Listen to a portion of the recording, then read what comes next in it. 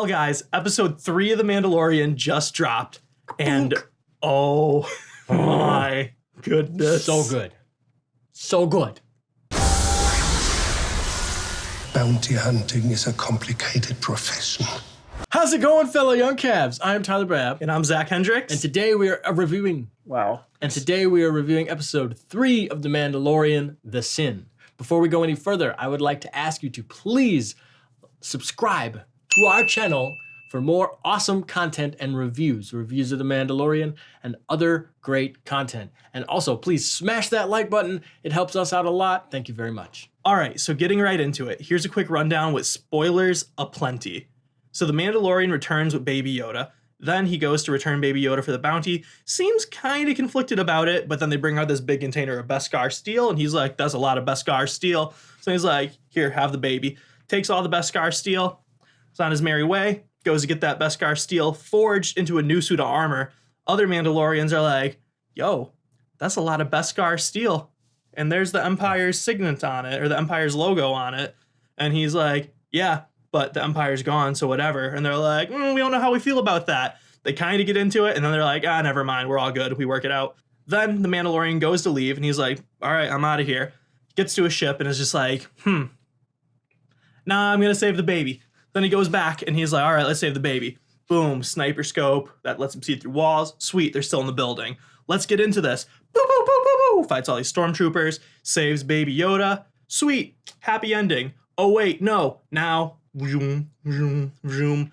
Everybody's bounty fobs are blinking. Now all the bounty hunters are like, we're coming for you to get that baby and that bounty, and maybe the bounty on you. I'm not sure how that works. It's about to go Bounty down. hunters all show up. It's about to go down.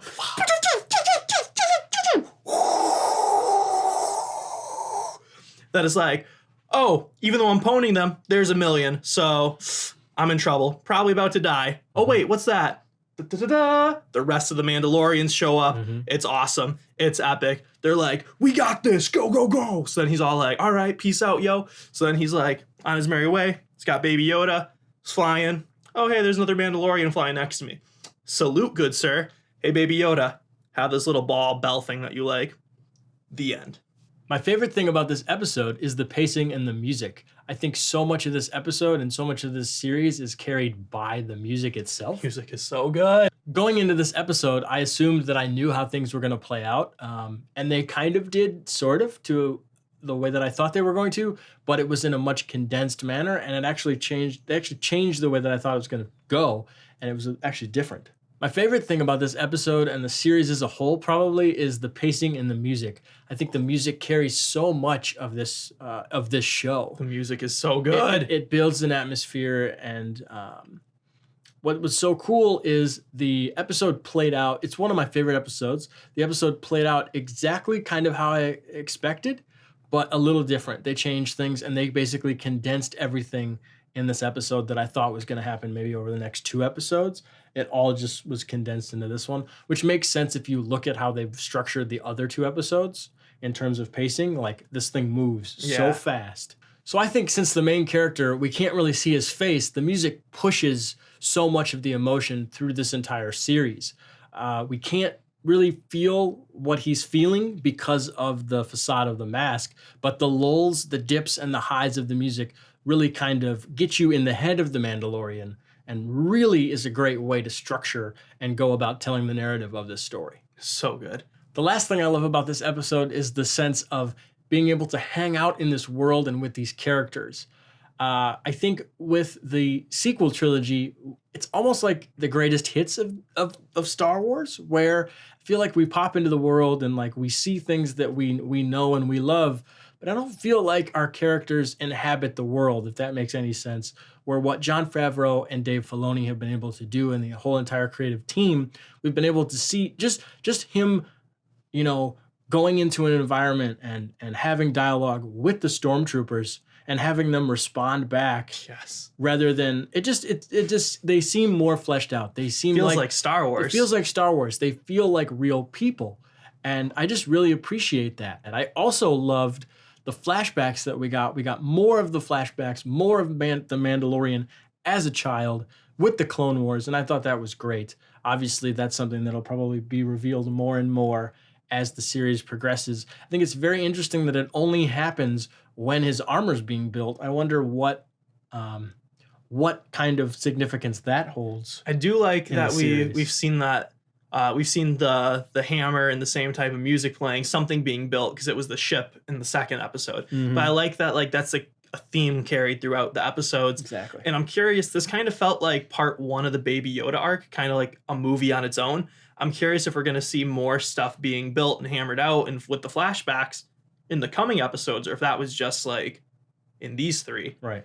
I'll have to rewatch them all again to be certain, but I'm pretty sure this was my favorite episode. Yeah. I know I am a big fan of spectacle, but spectacle needs to be earned. So like Transformers movies, you know, it's kind of like just spectacle, and it's just like this is nice. I can eat popcorn to this, you know, but spectacle's awesome when something builds up to it. Right. You know, when you get tension between Iron Man and Captain America through multiple movies, and then boom, Civil War happens, not out of the blue, big airport fight scene. It's got to be earned, you know, and we got Baby Yoda. We have the story of the Mandalorian, which stories that make you ask questions, invest you more into the story. So we're like, who is he? What are his morals? Is he saving this kid for the bounty, or is he saving this kid because he's a kid? Right.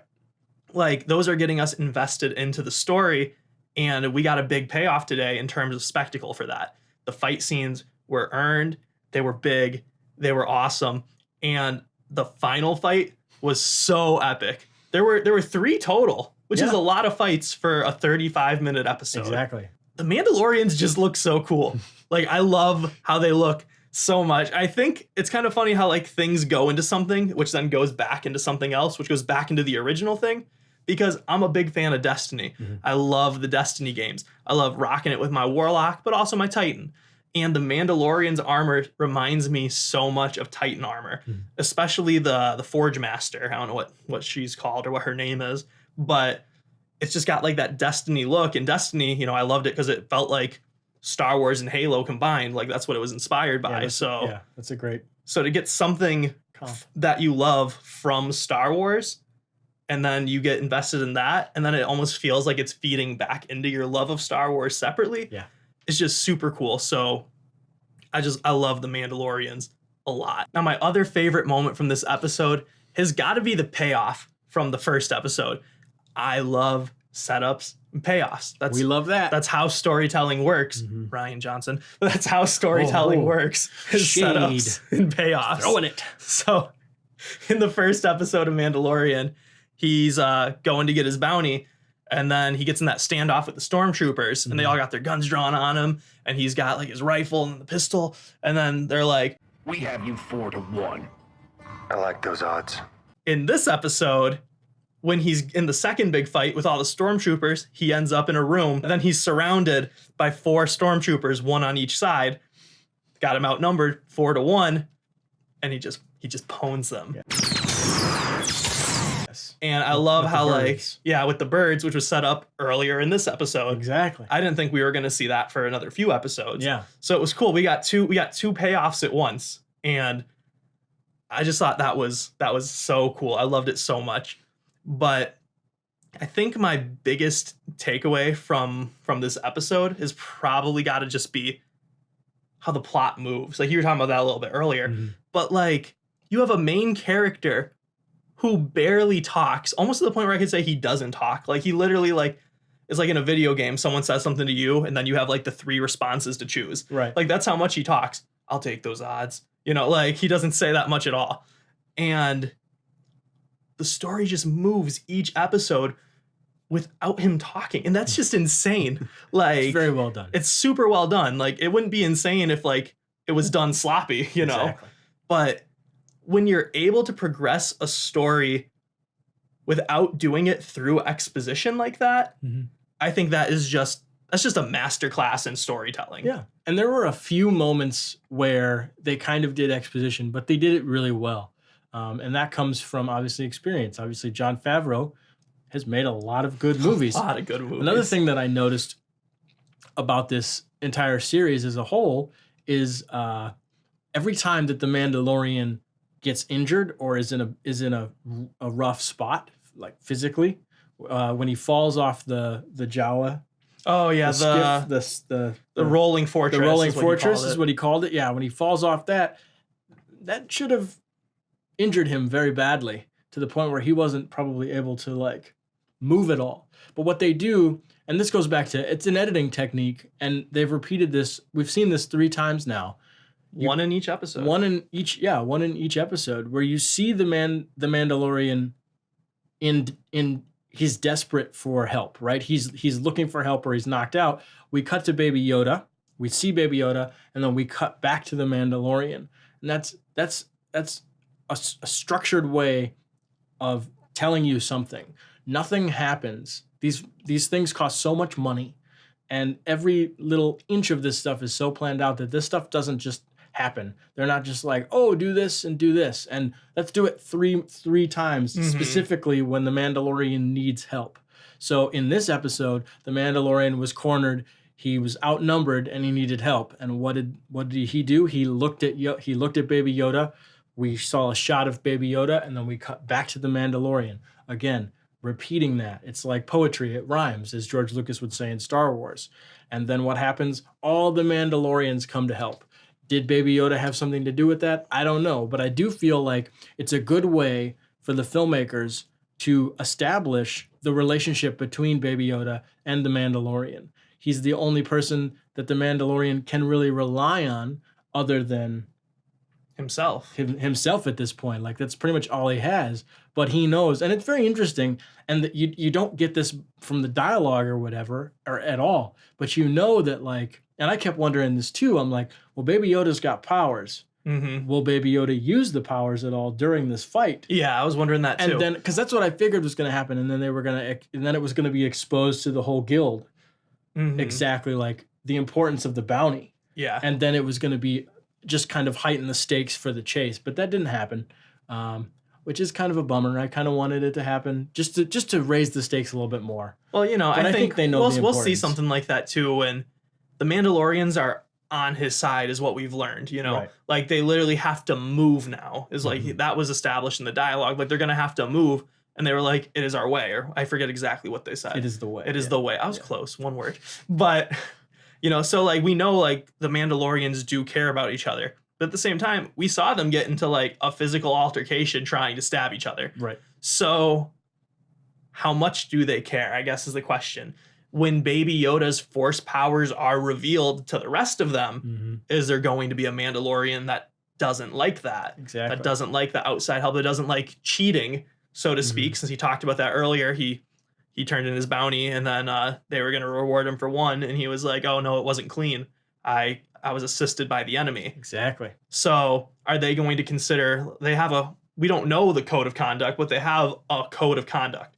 So is force powers, is that cheating? Is that unclean? Exactly. And let's not forget that Jedi, Sith, all that lore is a reason why there was a clone war.